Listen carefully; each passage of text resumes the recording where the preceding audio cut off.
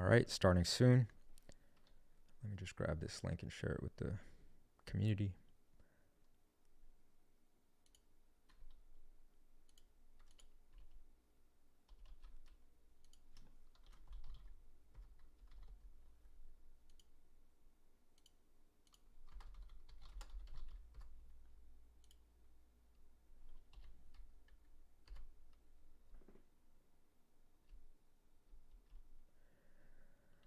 All right, let's get started here. Hey, Marco, how's it going? It's going great. And yourself? Good, good. It's good to see you. It's a nice, lovely day in New York today, so Is it's it? not too Is it? It's cold. pretty damn cold Really? outside. You think it's cold? I think it's warm. As a Canadian-born human being, I guess I should be able to tolerate these temperatures, but I hate it. I hate the cold. I hate it.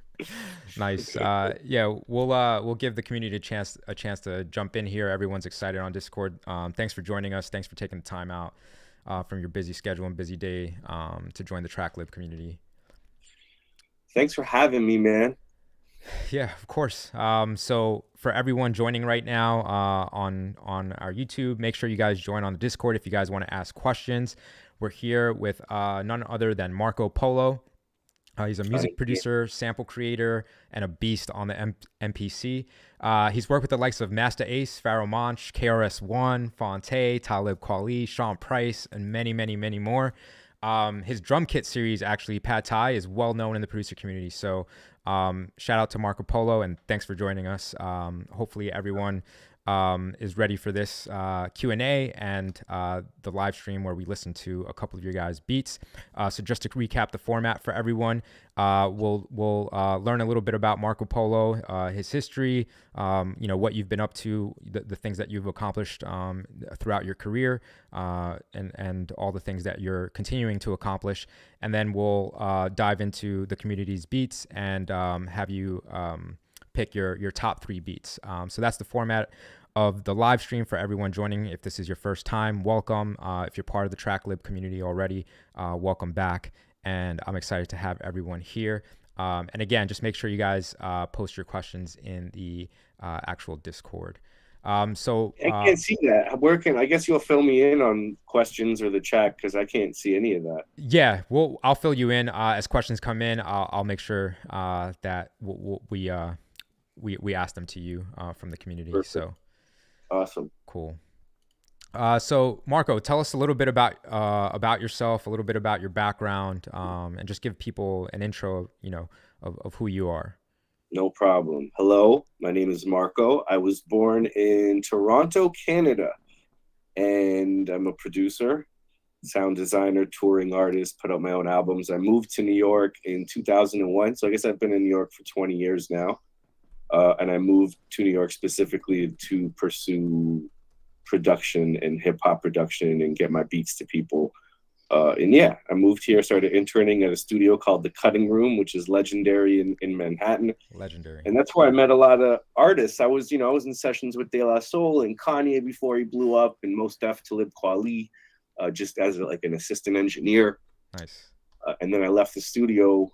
Well, though, let me rephrase that. They let go of me, and then I was able to pursue at that time production full time because that's what I wanted to do. I never wanted to be an engineer. Nice. And at that studio, I met, rest in peace, my boy Pumpkinhead, who was one of the first underground MCs in New York to let me produce an album for him.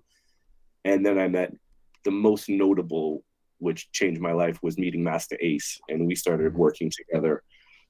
And yeah, man. I started as a producer, and it turned into a lot of other things. I put out my own producer albums. Nice. Because I don't rap. The first 2 albums, Port Authority and PA2, were both nominated for Juno Awards in Canada, which for those that don't know is the Canadian Grammys. Nice. Which is a big deal for me. Got to show my family that it just wasn't just like a hobby. It was a thing that was actually doing stuff. Yeah. I'm blessed. I've toured the world numerous times with Ace and other artists. I DJ for Ace. We kind of have a group now. Nice. We put out an album 4 years ago. I've put out numerous albums. Then I started getting into sound design, putting out drum kits on my website, shameless plug, marcopolobeats.com. Yes, sir. And then most recently is I got linked up with Akai because I'm an MPC head. And now I do a lot of sound design for Akai, and I do expansions for them, and they've done so well that they've had me do more expansions for them. So it's great. It's great. It's really fun. So ironically, I spend most of my time now making beats for producers rather than MCs, just because that's what it is. I'm, doing all the musical content, all the drums, the bass, making stems, and yeah. So if you're on the Akai platform, you can go buy the Pad Thai Deluxe. I got 3 expansions now. The third one just dropped. Cool. And I must say they're really dope. No biased. Really, really dope. Really dope. So, nice. Yeah. Well, that's quite an intro and quite quite a career that you've been stacking up along the years. And especially it's really interesting what you said about interning at the cutting room. All that experience that sometimes with the way that online production is going. Sometimes it's not so much heard anymore that people are interning in studios and that's how they're coming up. So it's great to hear that's how you got your start here. And everything that came after that, it's something that I guess a lot of us can't anticipate in our journeys, like where something will lead to. So it was a very humbling experience interning because it's unpaid. You're doing the worst, like I'm making coffee, mopping toilets, like but I was like Hakeem in Coming to America at McDonald's. Like I was just happy. I was mopping. I was just happy to be in New York around artists. You know what I'm saying? Yeah, that's what's up. So yeah, it was. In the beginning, I had the mentality, which I'm doing this. It's not like you're not going. Right. I'm like, I'm going to do this, and I'm going to do whatever I need to do this. And I think that's the type of energy that helped me get to where I'm at. Yeah, so. That's interesting that you just said that. A lot of people don't actually say that. That you're gonna do whatever it takes, right? And that I think is a big shift mentally for a lot of people to make. To really commit to something in that way. And like you said, it's not necessarily glorifying work in the beginning, but it's something that you committed to putting yourself through because you knew there was light at the end of the tunnel. So I think that's something our community can learn from. Yeah, things were much different back then. We didn't have social media as prevalent as it is now, so I would totally understand a young kid saying mop toilets. I could just sit at home and upload to SoundCloud and someone discovers me and I'm rich, which is totally true. Yeah. So at that time, that was my way of putting in a little bit of work and bumping my elbows with some legends and just watching and learning, and it was just part of my process. So yeah. That's amazing, man. Let me just take a quick moment to shout out the entire Tracklib community showing up for you. A lot of people really excited that you're here. Nice. So shout out to Mr. Feed. Shout out to 408. I don't want to say that name on air. Ricochet, Artie, Charty. Shout out to all you guys and shout out to everyone still showing up. Make sure to comment, make sure to jump into the Discord to ask Marco Polo any questions. So Marco, I wanted to ask you, going back to kind of like the beginning of your story, you're from Toronto, Canada. Just as a fan of hip hop and seeing it grow up and where it's gone, did you anticipate that Toronto would be like an epicenter for hip hop when you were growing up there? Never in a million years on the level it did become. I mean, so right before I moved or when I moved, first of all, we have incredible art in Canada, specifically hip hop. We just never had a Canadian artist that really crossed that threshold like Drake and Weeknd, right, and all the guys doing it now. Like, so, we had amazing talent, but it was still a small city. So hence I decided, if I really want to make this work, I need to move to New York. That is definitely not the case anymore. You could thrive in Toronto, and it's a team.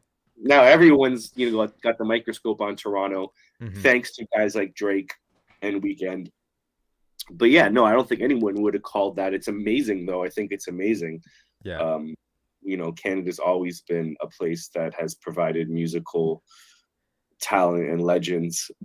So I always thought it was a good thing. But yeah, at the time it wasn't popping like that, so I left. I was like, hello. Yeah. But that's interesting to hear, and that's great to hear, that obviously nowadays production can be anywhere, like you're saying, and all these territories, all these places, all these cities are now popping up, and everyone's learning about the talent that's always been there, right? I mean, you're from Toronto yourself, and you have a pretty legendary career already. So, you know, you represent that city as well too. And I think now that there's more light on that city, I think it's a great thing, and that's something that the online community is just really great for, is just shedding light on those, um, you know, cities that usually didn't have so much attention in the past. So Yeah, dude, I've seen Toronto expand, and some of my peers, some of my friends. I mean, I went to high school with Frank Dukes. You know what I'm saying? oh wow. That's my little homie. He used to be on my beat showcases. He used to crash at my apartment. Wow. And literally he became the world's biggest urban producer. So watching that is just like, wow, it's Yeah. amazing. So Yeah. besides like the rapping part of artistry blowing up, like I've seen so many Toronto guys that I came up with Yeah. just, so it's a beautiful, Yeah. beautiful, beautiful thing. That also speaks to you surrounding yourself with like-minded people, right? Like people that wanted to do the music, people that wanted to strive for that. And I think that also speaks a lot to it, right? And that's the whole point of community, and what we're trying to build here on Tracklib is, you surround yourself with the people that can better you, or you can better them, or you can both help each other come up and be successful in your own ways. So that's Yeah, pretty dope. and what I love is that all these producers, even someone like a Frank Dukes or some of my other peers, it all begins with just being a fan of sample-based hip-hop, where they take it from there. Like, it can go anywhere, but Yeah. just so it's interesting. It's interesting. And shouts to Frank Dukes, Adam. No, it's really mind blowing. Like, Yeah. when I see him now, which is not as much as I used to, it's just like, damn, dude, you like did your thing. Yeah. Cool. So Mr. Feet is asking a question. He wants to know if you have Italian roots too. He's from Austria himself, so he's from Europe. So he's asking if you have any European roots. shouts to Austria. We'll be in Linz in February on tour with Ace. Yes, my parents were both born in Italy, so I consider myself having pretty Italian blood. Nice. Yeah, my mother was born in Napoli, father in Calabria, which is the deep south of Italy. Then my grandparents immigrated everyone to Canada, and I was born in Canada. So yes, I think that makes me pretty Italian. Nice. Yeah, and just a reminder to everyone, that question came from the Discord. So just a reminder to everyone, if you guys want to ask questions, I'm looking at the Discord. Make sure to pop in there. Yeah, can you describe, shifting gears a little bit, can you describe the importance of the MPC to your production style, and kind of your roots, and how it became a tool for you? Absolutely. It's the only machine I know. I started on the MPC 2000 XL. Shouts to my brother Shiloh, Shy the Beat Yoda from Toronto, which is one of my best friends. He showed me how to use the MPC and gave me like a disc with my first sounds. And I literally just used that machine for like 20 years. Wow. Until recently I switched to I guess I'm on the MPC Live 2 now with the software, which I always was like, old man, I'll never do the software and computers. And here I am. Adjusting and learning the new world. So I kind of go back and forth, but I'm really mostly in the new world now. So MPC has just been my thing, man, just because I saw it in pictures and I wanted to know what Primo used. And yeah, because in Dilla, and you see the 60s, and I'm like, I'm using an MPC. That's what they use. I'm using it. And that's what I chose. Right. So that has been part of my path, is just dope to hit the pads and get samples in there, and it has a little bit of a sound. And yeah. So, man, the MPC, it always eluded me, man. It was like, when I was coming up, it was like the Rockefeller era. That was like what I was growing up on, and seeing videos of Just Blaze in the studio, with the MPC, or Kanye, or even the Heat Makers, like it was just like, oh, I need that. So I would go into shops in New York City, like older shops that like the MPC probably didn't work properly, and they were worth like $600, and it was so out of reach, but I always wanted one so bad. And I'm still holding out on one, but I definitely want one in my collection for sure. It's like one of those things, especially a sample based producer, you want to have something like that, so. Yeah, I think it was good for me. I just want to make it clear for any young producers in here, like, it doesn't fucking matter what you use. Yeah. Like, you use what you make dope shit on. Because at the end of the day, like 3% out of 100 people care about the process. Right. The rest of them just want to hear good music. They're not interested in how you did it technically, what it was made on. They just want to hear music. So, you know. Exactly. Yeah, I had a old music teacher telling me like the only thing that matters is what comes out of the speakers. He's like, it doesn't matter how you're making it. That's He's like, all that if it matters. sounds You only good talk coming out. about it with your producer nerd friends is the only people you talk about that shit with. The rest of them do not care. Yeah. Yeah, we got a couple people in the chat. They're saying NPC gang, so a couple people in here definitely. All day, yeah. That's my jam. That's my jam. Nice. Yeah, definitely iconic, obviously for hip hop and also for, just in general, the actual sound and the feel of it. So, and it's great that it's been around for so many generations. I think it's important to be aware of the history. I mean, the SB 1200, the MPC, like these are important things that helped early producers that shaped our culture make stuff, and so many other producers, not just hip hop. So, it's cool. It's cool to kind of connect into that, learn how to use it, and whatever tool you end up using, it's just whatever makes your ideas happen the quickest and easiest. That's what I push people to do. Nice. So. Yeah. Awesome. Yeah. And, after watching some of your, your videos on YouTube, watching your process, I'm one of those 3%, right? that cares about the process. I heard something and I saw you do something really interesting that, I'm not sure how many producers actually utilize this technique, but I thought maybe you could talk a little bit more about kind of how you think about sampling or how you think about a record. But I think the part that really caught me was when you said that sometimes you'll listen to stuff in stereo and mono, and sometimes you'll just take, the left side of record to sample, and sometimes you'll take the right side for a hi-hat, but the left side's a snare that you take from. And I thought that was really interesting because usually, when we're listening to stuff in our headphones, we think of sampling as just like, oh, I'm just taking this track and sampling it. And, now with stems, you're able to break things down, but you were developing a process essentially like the precursor of stems, right? Like trying to find the quickest way to the sound that resonated with you. Yeah. I mean, before stems, we made our own ghetto stems. So, but you have to think about is that back in the, and even to this day, I mean, people pan instruments. So when you're listening to records, sometimes early records, 60s and 70s, the whole drums are on the left, 100, turned 100.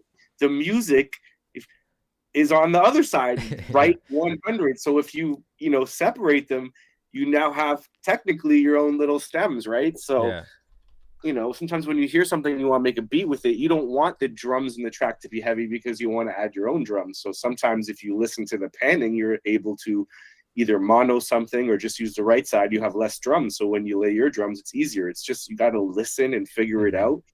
But yeah, always, the first thing I do when I hear a sample is I mono it just to hear how it changes things. I'm big into monoing drums just because I'm old school like that. Like, sometimes percussion will be stereo, but like for golden era classic boom bap rap, drums are mono. That's my rule all the time. Snare up the middle. You know what I'm saying? Because that's just where it is. And sometimes when you have a break, or if you find a break on wax or even a drum break, like, you got to listen to it in mono. How does it slap harder? You know what I'm saying? Wow. So that's a gem for the community right there. Yeah, definitely something that I think a lot of producers can. Well, disagree with me. They'll be like, that's not true. Drums can be they can do whatever you want them to do. I'm just telling you, like, I was brought up like kick and snare mono all day. You know what I'm saying? Like up the middle. So cool. And sometimes the snare or the kick on one side slaps harder. That's why you want to experiment with maybe exporting the left and the right side and listening. What is the snare harder on the right or the left? Okay, I'm going to chop the side and use this because that's what snaps. By the way, my cat's here, by the way, Cola, in case you... Cola. Hey, Cola. She produces most of my beats. Yeah. Nice. Cola, the producer. Yep.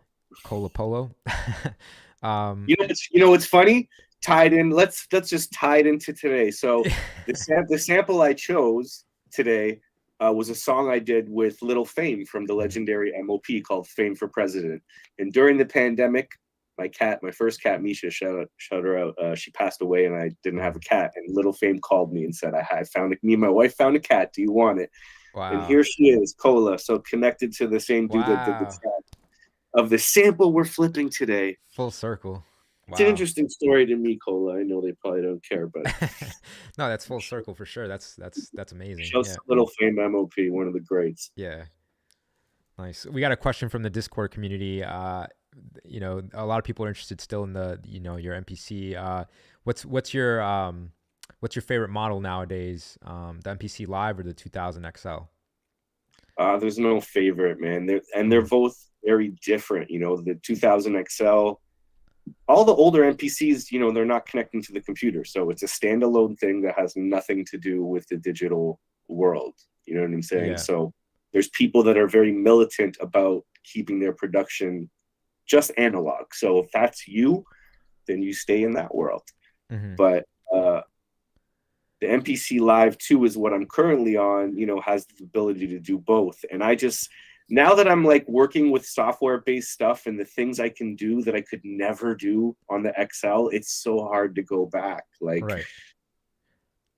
I don't know. I have no answer for this question, guys. That's my answer. I'm sorry, because it changes all the time. Like sometimes I feel like when you have less options, your brain works harder and the creativity goes up because you're forced to make something out of nothing.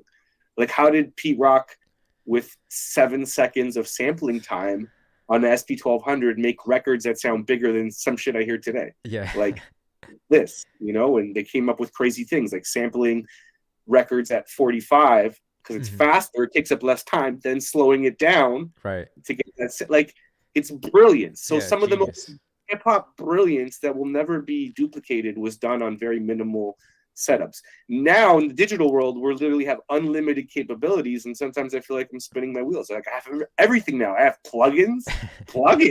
Yeah. What? While I'm making a beat, I can use plugins? This is insane to me. So I have no answer for that, guys. It's whatever I'm in the mood for. You know what I'm saying? Sometimes, but the one good thing I can say is that they'll all push you to do different things, and I'm a fan of changing it up because using the same machine for 20 years, you'll definitely hit a wall where you're like, I've done this before. Like, right. You're changing like on autopilot. Changing your setup completely. The fear of that, the unknown. I don't know how to use this. What's going to happen?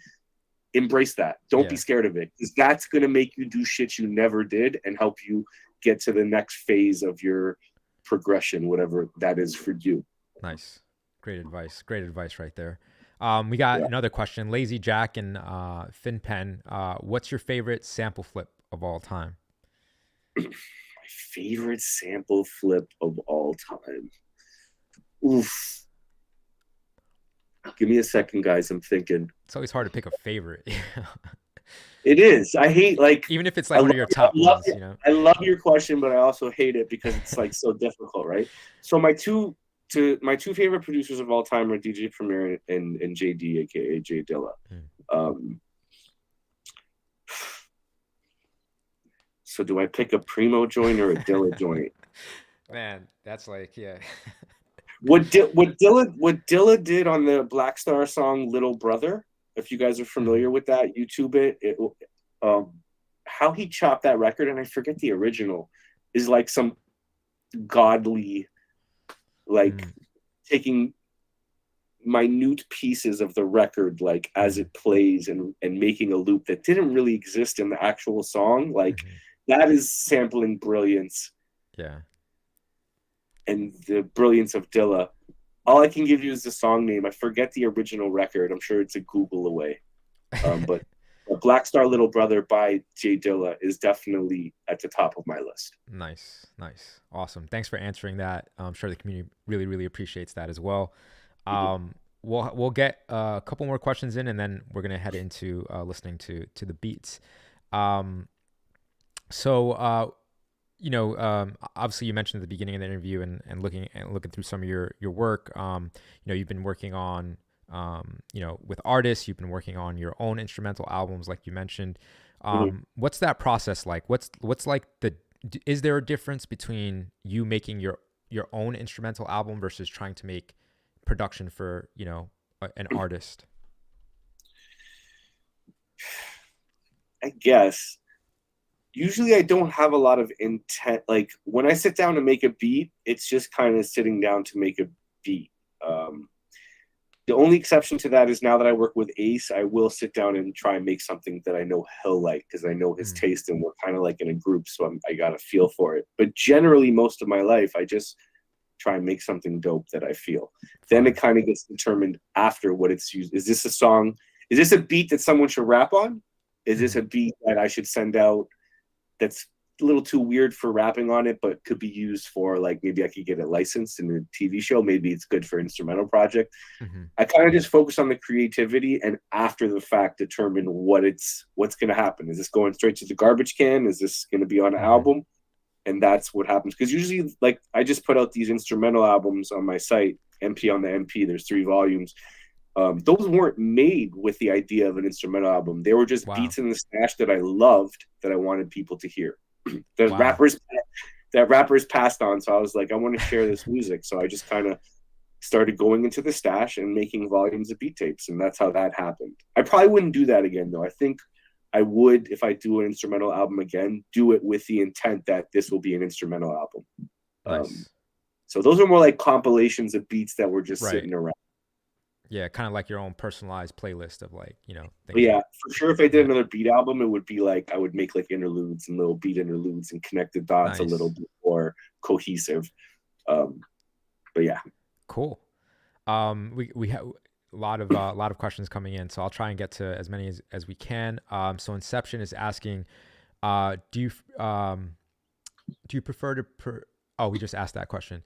sure. Um, how oh here this one's a good one. How do you feel knowing that many beat makers and producers follow you and try to learn from your work? It's crazy. It's crazy to me because I'll be the first one to tell you I don't know what the fuck I'm doing, and that's not really true, but it is true because I feel like uh, when you start being a producer, it's like walking into school with no graduation date until you die. The moment you think like I graduated, I figured this shit out, you're Yeah. done. You're done, guys. You're done. My love and passion for music has me every day trying to learn how to be better and how to Yeah. do shit and studying. The amount of times I've just studied producers I like and how they've done Mhm. things. And the best way to do that is to have all the original samples and Mhm. sources and drum breaks and even just like kind of reconstruct things has been one of the greatest things for me to become better. Yeah. Even if I have to like reassemble a beat that a producer did on my own just for myself, like Mhm. it's crazy. So along the way, if I've done things that I've shared with producers and they're like, oh, that's helpful to me, it's amazing to me. I can't even believe it. Because I'm not Nice. like, I don't come from a musical family. My pops was like a DJ and had records, but like there's no piano players in my family or anything like that. It was just something I loved and I wanted to learn. And I was really shitty at it for a long time until Mhm. I kept practicing, Yeah. making beats. And then my boys are like, that's not it. Okay, go back, do it. And yeah, so it's really dope if people watch some of my tutorials on YouTube and they get something from it. That's awesome. Yeah.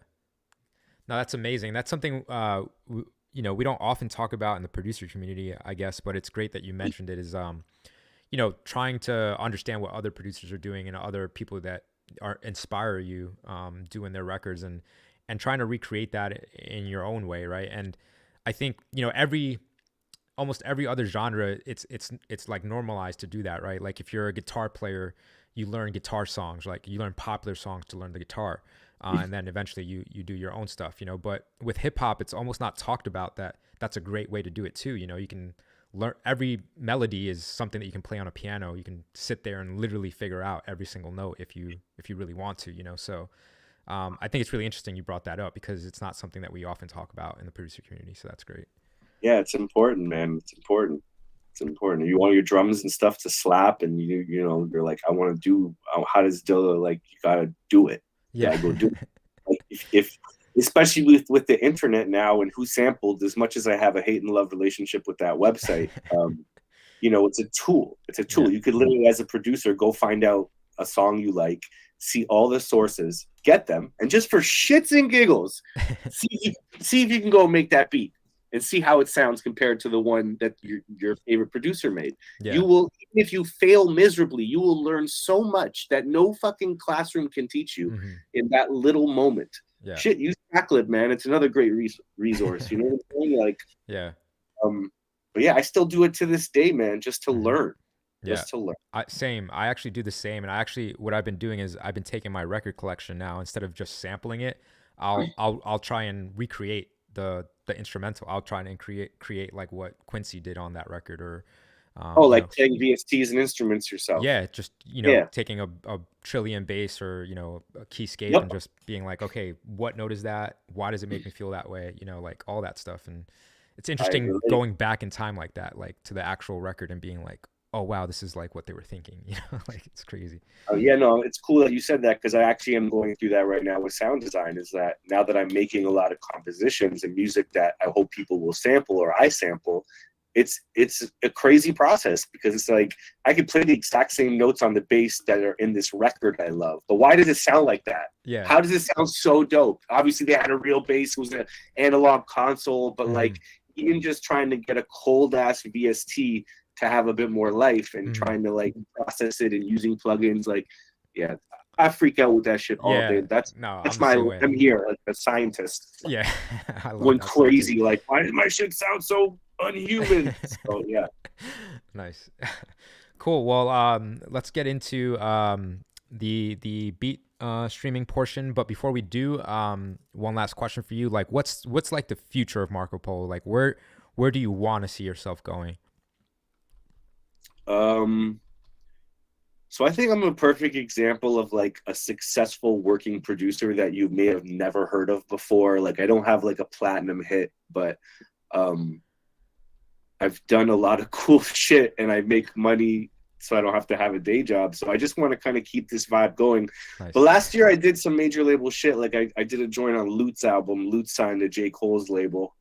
And I actually want to start pursuing more placements in that world. Nice. But also continue to sound design and make my own music and just kind of grow. My goal every year is not that it's the focus, but I want to make more money. I want to have more success, and I want to learn more things. So I think it's going to be pretty much where I'm at, but just keep growing to a bigger place. I'm doing more expansions for Akai. I'm touring a whole lot. But yeah, just maybe some more major label placements, because I never send my beats out.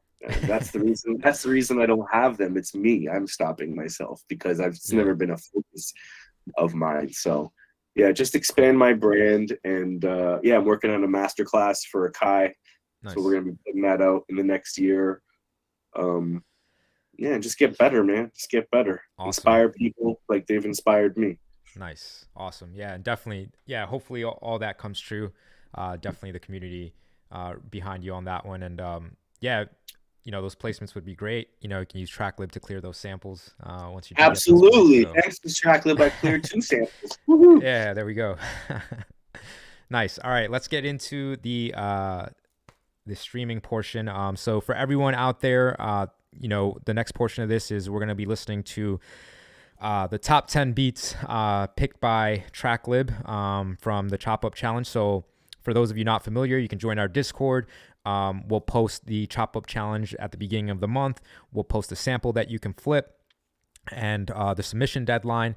Out of all the submissions that come through right now, the process is that we pick the top 10 on the Tracklib side, and we bring those here to the live stream with Marco Polo, and he's going to pick his top 3 from those top 10. So for those of you that don't get a chance to get played on this stream, don't worry. There's plenty more opportunities to be able to submit in future months.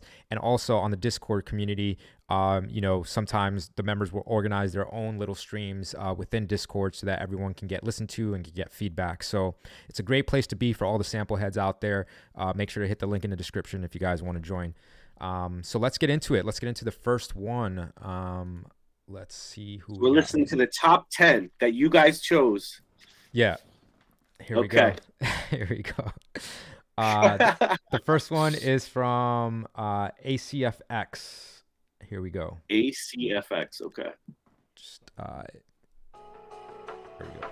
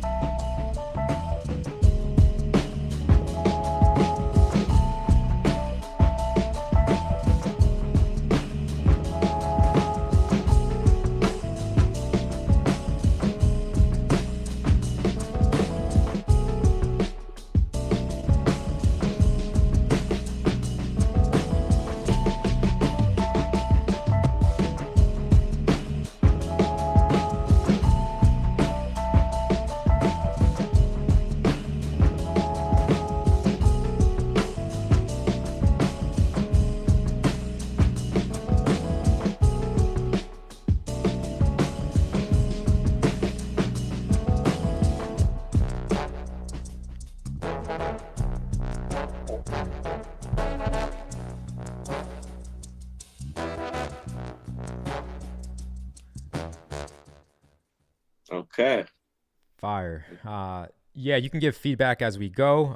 If you want, you can wait till the end to give feedback, but feel free to comment on them as we go Yeah, along. right now I'm just listening, making my mental notes. So All right, I'll cool. speak on. Awesome. That was number one. That was ACFX. Here's Okay. the second one. It's Big OX on this one.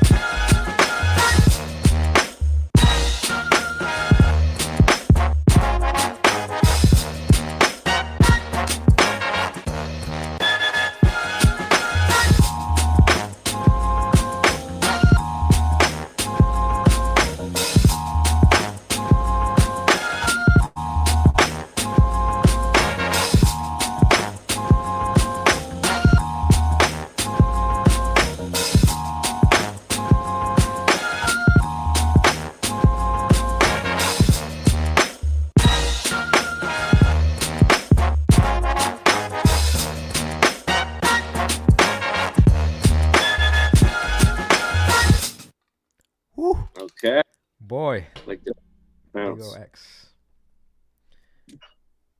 That was number two. That was Big OX. Number three, Callum King. Here we go.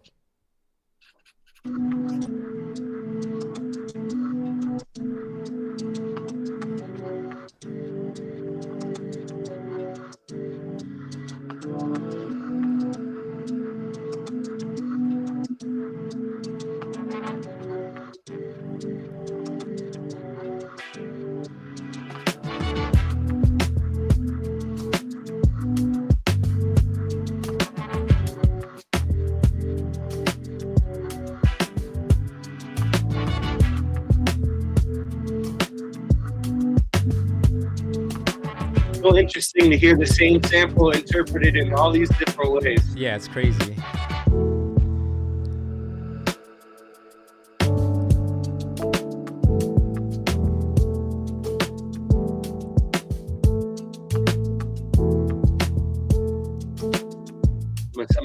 He played those chords that was not in the sample. Yeah, it's wild.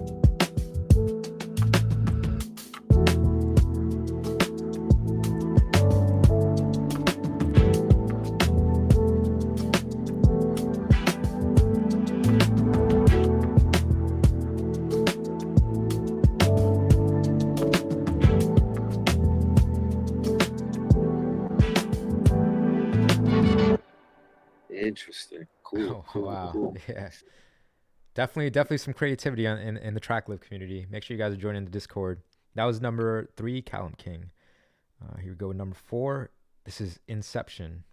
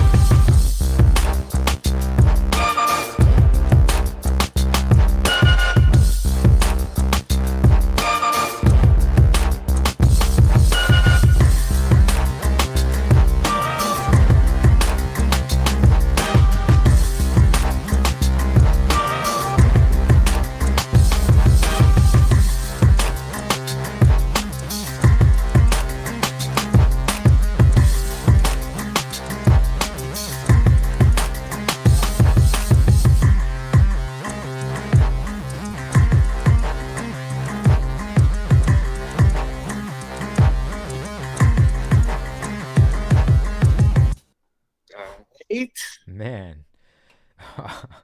So much fire. This is a crazy stream. I'm enjoying this a lot. That was number 4. That was Inception. Here comes number 5. KES-A, Kessa. I think that's how you pronounce it. Hopefully I'm not butchering the name. Okay.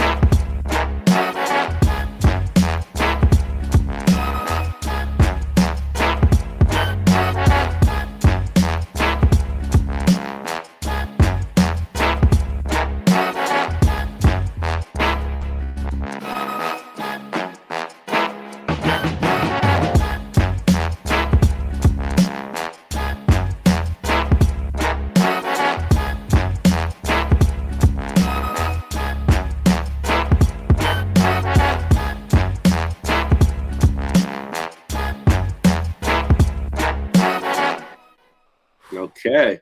Just so much variation amongst all these. This is so crazy. Here we go. Number 6, Mateo Gregor.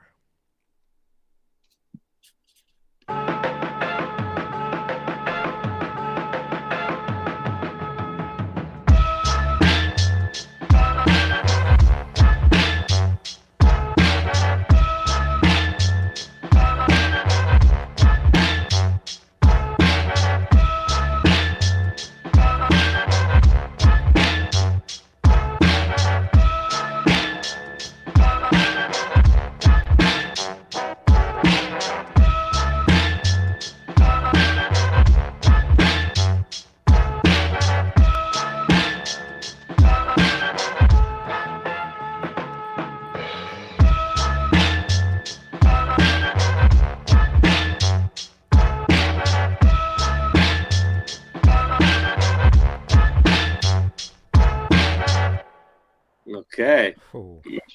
A bit of a primo bounce. Okay, the next one is Mr. Feed.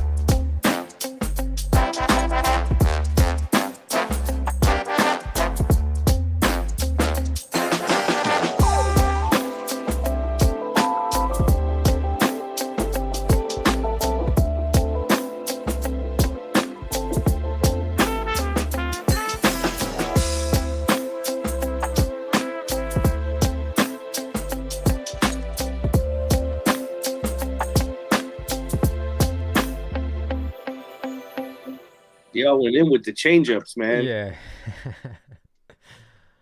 Mr. Freed. That was Mr. Freed. He's in the live stream right now. All right. Next we got The Cratist. A pretty dope name.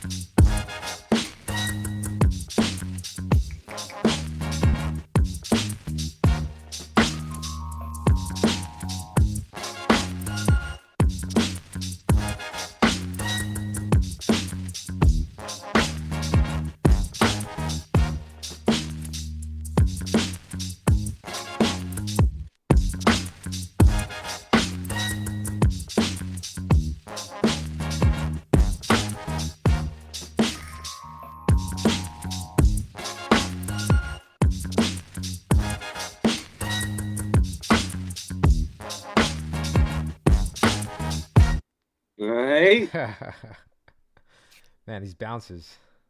So much bounce. All right, next we have TWU.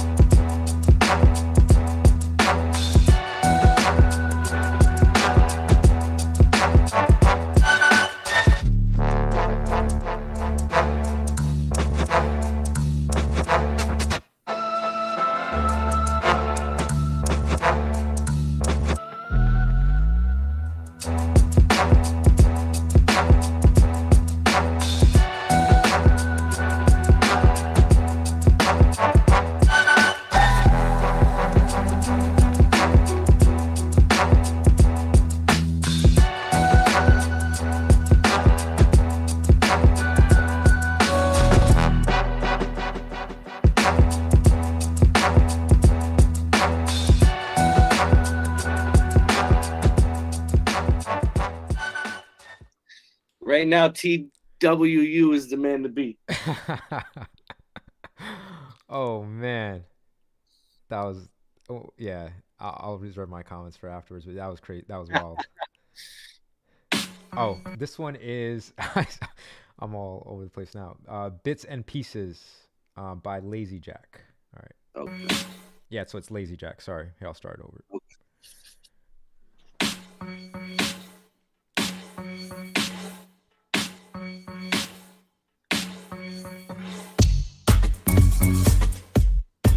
We just went somewhere else with it.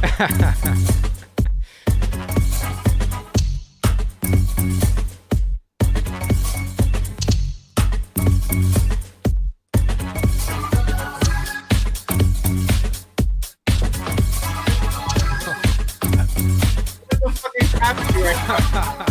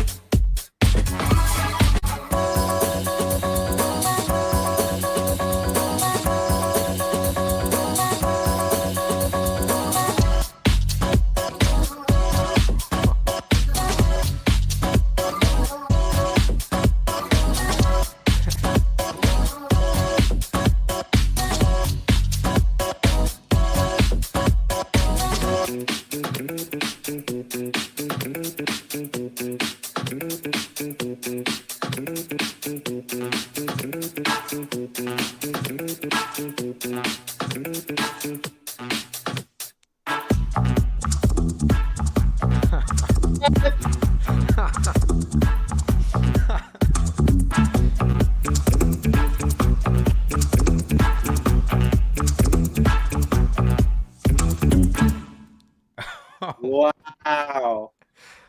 That's, I don't even, that's fucking crazy. That was so unexpected. Wow. Lazy Jack. There you go. Yeah. And that was the final one. That was the 10th beat. That was the 10th one. Okay. Wow.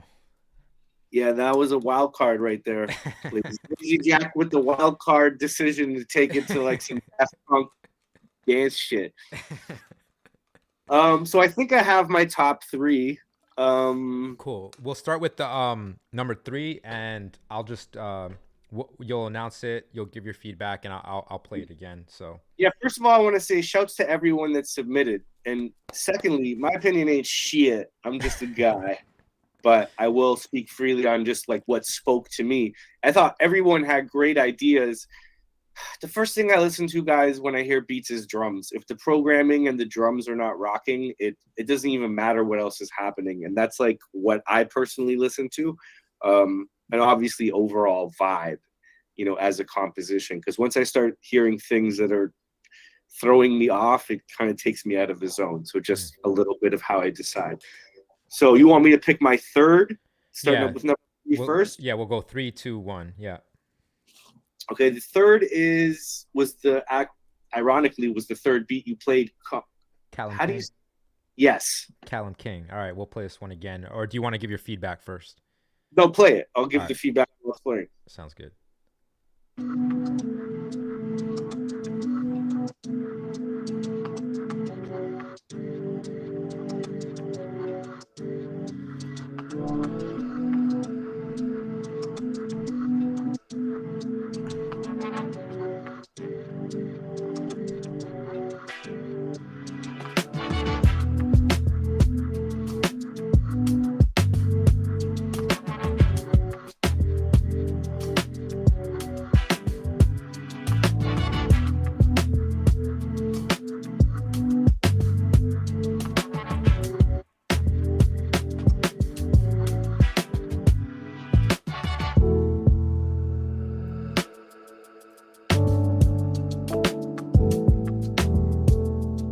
I thought it was interesting how he took the sample that I think is high energy, and he kind of went to a whole other place with it and made it mellow. You know, like the piano chord came in. Like I like the idea. I still think it's a little rough around the edges in certain parts, but I respected that he kind of took it completely somewhere else that I would have taken it. So yeah, Nice. and I gotta shout out Big Ox too. He kind of tied for third with him as well. It was tough. Those are my for 3. Yeah, Big Ox was up there for me too. Yeah. But I also think it's powerful when a producer can kind of like take samples, find the key, and then place his own shit. Yeah. So That's that was always my like, yeah. my number two, and this sucks for Lazy Jack. You're number 2, but just because coming to a battle with me, aka Marco Polo, like it's got to be some rap shit. You know what I'm saying? Like it doesn't take away from the fact that you just fucking you made some real funky on some K Tronada fucking 2-step dance shit, and it was wild, man. Yeah. I don't even feel really like educated enough to base those type of beats because it's not like my specialty, but I heard it and I liked it, and it's very creative. So I'm gonna give number 2 to Lazy Jack. If it was another competition, you may have won, but because I am a hip hop guy, my number 1 goes to TWU. I thought his beat overall was the best constructed, with the least amount of I thought everything overall as a package, as a fully produced beat, was the most on point. Awesome. So, all right, let's take a listen to really briefly both of those. So let's take a listen to Lazy Jack. Congrats on getting placed second.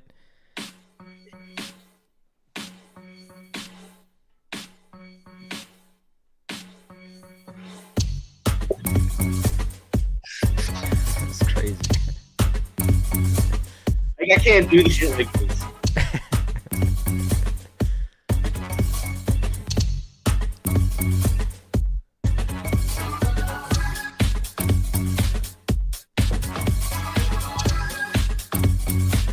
So creative, man. So creative. Yeah. Shout out to Lazy Jack. You rolled the dice on that to do like that. So I gotta respect that. Yeah. All right, and here's number 1, TWU. Shout out to TWU. This was, I don't know. I'm gonna go back and listen to this one again, man, because that intro that he did with the little swell and everything, that was just. I love those tiny details.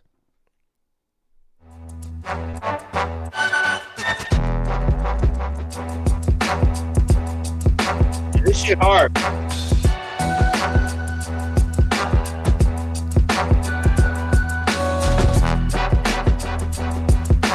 The echo.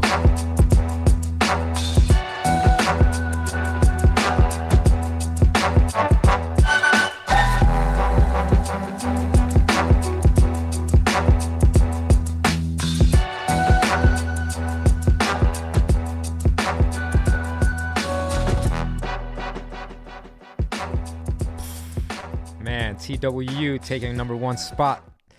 Congratulations. And let me just say too, also as a creative, like it's incredibly difficult for me to sit here and critique people's things with these time constraints. Like I know all of you put crazy work into these beats, and if it was up to me, I would take everything and really sit with it and listen to it.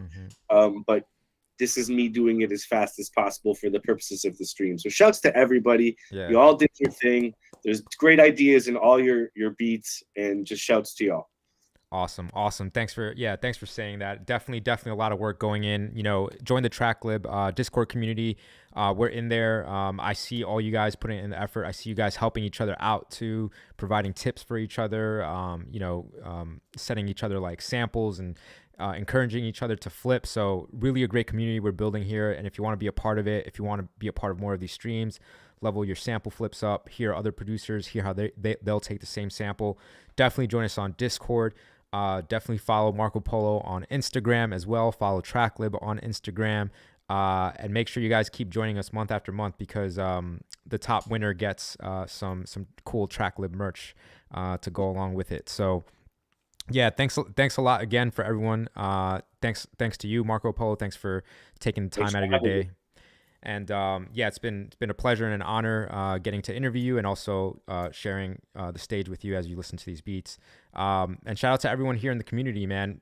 This was such a great session. The beats were everything was just so fire. So shout out to everyone for showing up. And we'll catch you guys on the next one next month. So thanks a lot to everyone, and thanks to you, Marco Polo, once again. Thanks for having me. Shouts to everybody. All right. And we're done. Okay, stream.